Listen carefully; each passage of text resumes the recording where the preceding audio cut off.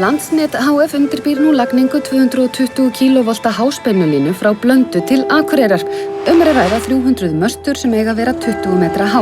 Og sagði þeim að þeir færu náttúrulega ekkert í gegnum mitt land nema ég gefi leyfi. Þeir sögðu nú að allir væru búin að skrifa undir, þá sagði ég nú bara nei, takk með ekki Margeir á Mælifellsá. Hann ekki búin að skrifa undir. Í framhaldinu fékk ég mikinn áhuga á þessu máli og fór að fara hér sveitina og ævinlega hjólandi aftur og aftur og aftur. Blöndulína 3 hefur 500% meiri flutningsgetu heldur en gamla byggðalínan. Svo stórar línur eru eingöngu reistar hér á Íslandi til þess að tengja saman stórvirkjanir og stóriðju. Sem ekki einu sinni borgar skatta hér á landi. Það náttúrulega öllum kunnugt að öfl í þessum flokkum sem nú eru við völd. Þau eru mjög virkjana og stóriðju sinnuð. Við verðum að tryggja afhendingarorku, eða tryggja það að orkan geti farið landi. Við erum bara rétt að byrja.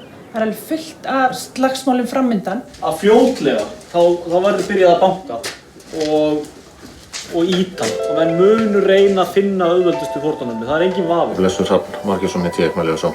Þú ætlar að mæta á morgun, er það ekki? Ég veit það er erfitt fyrir fólk að verjast hótunum. Nei, það má nú ekki líta á þetta sem hótun. Það mun reyna á þetta allt saman fyrir dómstólum í seinni hálfleik.